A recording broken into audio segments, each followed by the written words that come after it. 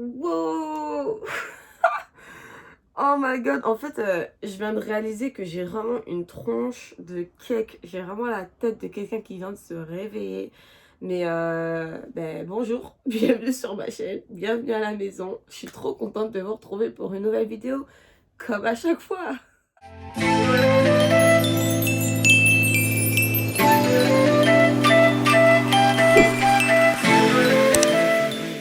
Comme je vous disais, je viens de me réveiller, mais je pète la forme parce que ce soir, je décolle pour la Turquie. Je suis juste trop contente parce que ça faisait des années que je rêvais d'aller en Turquie.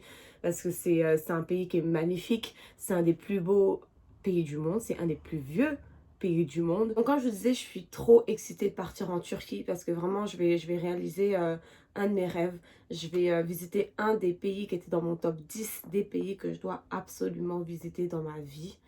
Et bah, du moins des pays que j'ai pas encore visités. Et c'est ça quoi, donc je suis super contente. Mais comme je vous l'ai dit, j'ai quand même 3 gros stress de fou. Donc je vais commencer du moins pire au pire. Donc le truc qui me stresse déjà, c'est les histoires de bagages. Parce que de un, j'ai entendu que les Turcs ils ont tendance à perdre des valises des gens. Et de deux, parce que ben, je vais devoir voyager avec le moins d'affaires possible. Pourquoi? Parce que, évidemment, le vol Montréal-Istanbul, c'est un vol international, donc j'ai le droit à 2 fois 23 kilos. Mais le truc, c'est que on va pas juste rester à Istanbul, on va voyager à l'intérieur de la Turquie. Puis les vols domestiques, donc les vols à l'intérieur du pays, euh, t'as le droit à, si c'est trop, t'as le droit à 15 kilos par personne. Tu vois ce que je veux dire? Sinon, tu payes des excédents de ouf. C'est genre, tu vas payer comme 35 $ ton billet d'avion pour aller, je sais pas, là, de Istanbul à Cappadocia. Mais si tu as plus de kilos qui est permis sur ton billet, tu peux payer très vite 250 $. Tu vois ce que je veux dire? Donc, c'est sûr que fondamentalement, c'est pas beaucoup, mais tu sais, c'est de l'argent que tu aurais pu utiliser pour payer une activité. Donc, forcément, je préfère sacrifier quelques kilos et avoir plus d'argent pour faire des activités. Donc, ça, après, c'est un choix personnel. On va essayer de limiter ça le plus possible. Pour moi, ça va être la galère, ça va être un casse-tête chinois parce que moi, je suis une personne, par rapport à ça, je fais pas de compromis. Quand je vais penser à ce que je vais devoir sacrifier, ce que je peux prendre, ce que je peux pas prendre, faire... Bref, ça, c'est un problème existentiel. Mon deuxième stress, c'est le fait que apparemment, quand tu vas en Turquie, prépare-toi à te faire scammer dans tous les sens. Ça vient pas de moi ou quoi. Je suis une voyageuse consciencieuse. Donc je pars pas à l'aventure dans un pays sans me renseigner de l'immigration, des lois, des traditions, des choses à faire ou quoi. Donc je prends le temps vraiment de m'informer énormément avant de voyager dans un pays. J'y vais pas à l'aveugle. Et une chose qui sort unanimement dans toutes les vidéos que vous allez regarder sur la Turquie, notamment sur Istanbul, c'est le fait que vous allez vous faire arnaquer pour tout et n'importe quoi. Dès que vous êtes un touriste, a fortiori un noir, c'est mort, vous allez vous faire escroquer. Alors j'ai vu, parmi toutes les vidéos que j'ai vues, il y a les escroqueries dans les taxis. Donc malgré le fait que ce soit des taxis avec des maîtres, euh, on va vous escroquer, on va vous essayer de vous chercher un prix qui est plus élevé. Euh, Il y a le scam de on t'achète une bouteille d'eau, puis la bouteille d'eau elle a déjà été ouverte, donc sûrement elle a été remplie avec de l'eau de je sais pas où, puis on a refermé la bouteille. Et il y a le coup, c'est quoi que j'ai vu encore? Le coup de la brosse. Genre, j'avais vu un gars qui a voyagé avec sa copine, puis le gars il a fait en sorte de faire tomber sa brosse pour cirer les chaussures à côté du gars. Puis le gars, en bon samaritain, il a ramassé la brosse pour la lui donner. Puis le gars il fait ah, attends, comme t'es super gentil et tout, je te remercie, c'est trop gentil, viens, je te nettoie tes chaussures vite fait. Puis il a bien fini de cirer les chaussures du gars, puis il lui dit c'est 80. Oh my god, par contre, j'ai oublié le nom de la monnaie locale là-bas. La honte. Bon, bref. En tout cas, il a commencé à lui sortir un prix pour lui dire que c'était payant. Alors qu'à la base, il a dit attends, viens, viens, viens, t'as été gentil avec moi, je te rends un petit service. Non, le gars a dû payer à la fin. Un autre truc qui ressort souvent, c'est que ne vous obstinez pas avec les Turcs, avec les locaux, avec les commerçants, parce que ils sont très souvent, pardon, de mèche avec la police. Donc dans tous les cas, vous êtes perdant. Donc vous obstinez pas, juste payez. C'est comme par exemple, vous allez aller dans un restaurant et on va vous charger, on va vous apporter le truc le plus cher du restaurant. Puis après, tu te retrouves avec un bill de malade, puis t'as pas le choix de payer, tu vois. Donc vraiment, c'est vraiment des petites choses comme ça qui ressortent unanimement quand vous regardez des travel vlogs sur la Turquie, notamment sur Istanbul. Donc ça, je trouve ça un peu dommage. On va dire que ça fait partie du charme local. Je sais pas. Donc là, du coup, c'est sûr que ça me stresse parce que, voilà, tu sais, c'est un pays que tu connais pas. J'y vais pour la première fois, je parle pas la langue. Les gens, ils ont l'habitude de crosser les... Bon, ça, c'est typiquement québécois ce que je viens de dire, hein. Ils ont l'habitude d'arnaquer les touristes et tout. Donc voilà, j'ai pas envie de me retrouver dans des embrouilles ou dans des trucs bizarres. Surtout que moi, je suis une personne, j'ai le sang chaud. J'aime pas me faire prendre pour une imbécile. Je suis pas ma langue dans ma poche. Et c'est quelque chose qui me frustre énormément de pas pouvoir régler mes comptes avec quelqu'un en fait. Et le troisième et plus gros stress que j'ai, je vais vraiment prendre ce que je vais vous dire avec des pincettes. Parce qu'on vit dans un monde où tous tes propos sont déformés, amplifiés, sortis de leur contexte. Voilà. On essaye toujours de trouver le négatif dans tout ce que tu dis.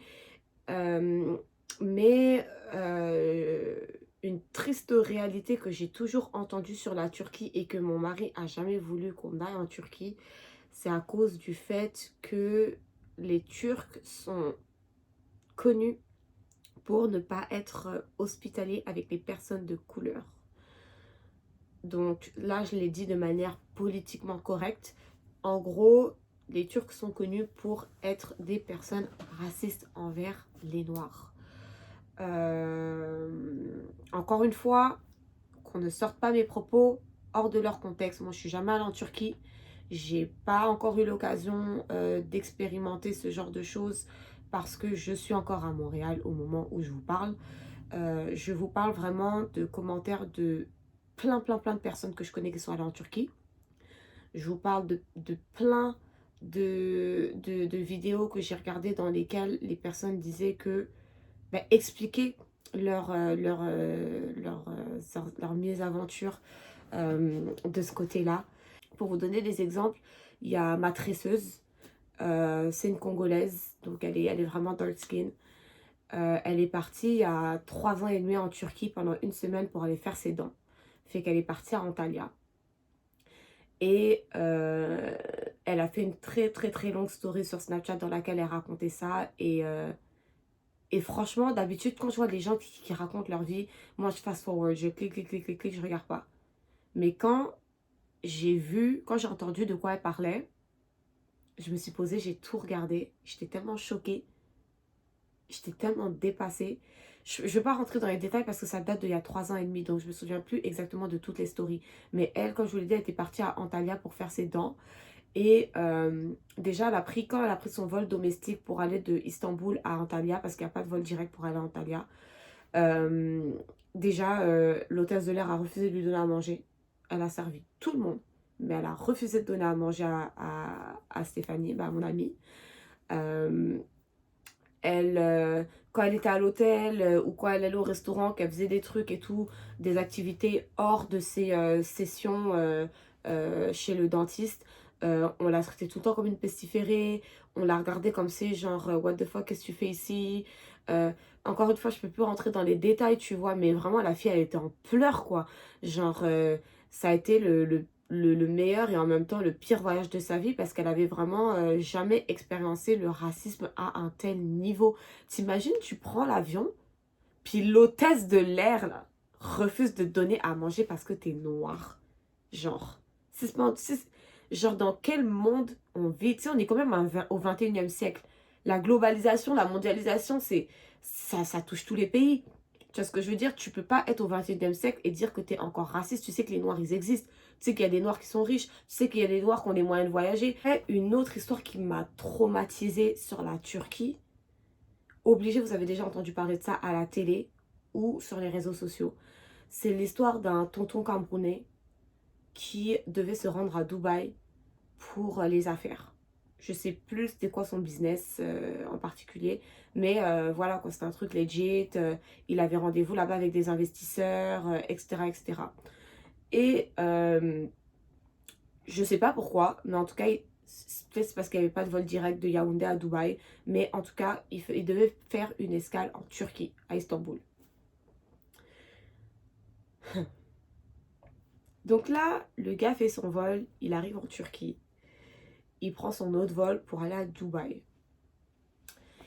Et il lui est arrivé un truc qui vraiment m'a fait froid dans le dos. Rien que quand j'en parle, j'en ai des frissons en fait. So, le gars, déjà à la base, avant même d'embarquer, on a commencé à lui causer plein de problèmes. Pour voir si c'était vraiment son billet d'avion ou si ça patati patata. En tout cas, le gars n'a même pas encore board dans l'avion qu'on a commencé à lui pourrir la vie, tu vois. Alors que tous les autres passagers, eux, ils enregistraient crème, ils passaient crème, pas de souci, ils ont board, il n'y a aucun souci. Lui, déjà, on est en train de le saouler. Finalement, le gars arrive à embarquer sur le vol et je sais plus qu'est-ce qui s'est passé exactement parce que c'est une histoire qui date aussi. Hein. Ça date de au moins, c'est ça, à peu près la même période d'ailleurs, 3 ans, 3-4 ans. Et je sais plus qu'est-ce qui s'est passé. Quel câble a pété dans le cerveau des agents de bord de ce vol. Mais ils ont commencé à déshabiller le monsieur. Le mettre en slip là, ils l'ont foutu en slip. Donc encore une fois, je ne sais plus exactement qu'est-ce qui s'est passé parce que c'est une histoire qui date de genre comme 3-4 ans. Mais les agents de bord ont déshabillé le monsieur. Il était en slip. Il portait un slip blanc là. Genre, je m'en souviendrai toute ma vie, je pense, de cette vidéo. Ils l'ont déshabillé. Ils l'ont ligoté avec du scotch. Et ils l'ont plastifié comme un bagage. Genre, du cou au pied, aux chevilles. On lui a plastifié sa bouche. Non, mais c'est même pas une blague. Allez taper cette histoire sur Google, sur YouTube. Je vous jure que ça va sortir. Et il a fallu que ce soit d'autres passagers qui se rebellent parce qu'ils étaient choqués, c'était scandalisés de cette situation pour exiger que le gars en fait se fasse déballer en fait, j'ai envie de dire. Parce qu'on l'avait emballé mais comme un bagage qui va en soute en fait. Genre... Mais c'est du n'importe quoi. Donc évidemment, ces passagers ont filmé ce qui s'est passé.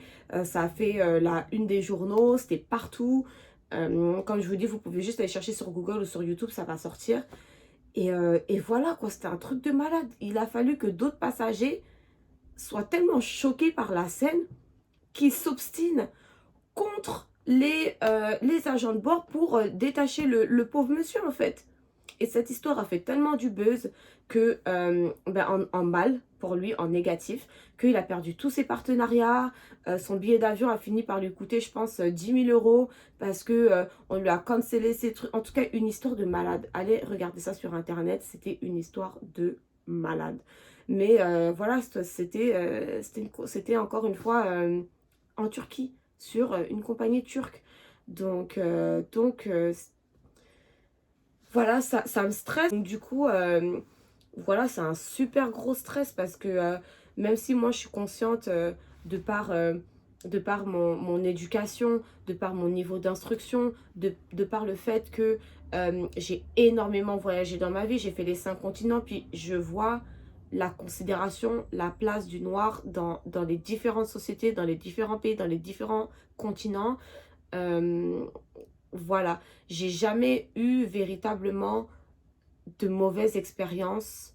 J'ai jamais affronté le racisme en tant que tel. Ça m'est jamais arrivé de ma vie. Donc là, sur le coup, je vous cache pas que je suis très stressée. Je me dis que quand je vais commander à manger, je sais pas qu'est-ce qu'on va mettre dans ma bouffe. Et donc, encore une fois, comme je vous dis, je suis pas encore partie. Peut-être que mon séjour va super bien se passer, que je vais rencontrer que des gens serviables, gentils, honnêtes, adorables. Et que au final, quand je vous ferai mon compte rendu de mon voyage, je vais vous dire, j'ai eu la chance, tout s'est bien passé. Donc c'est ça. Mais voilà, j'avais quand même envie de partager ça avec vous parce que c'est vraiment la première fois de ma vie que je voyage quelque part et que j'ai un stress en fait et que j'ai de l'anxiété parce que j'ai peur que quelque chose de négatif se passe là-bas.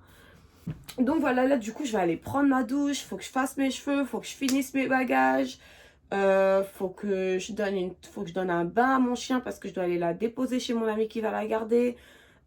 J'ai encore pas mal de choses à faire.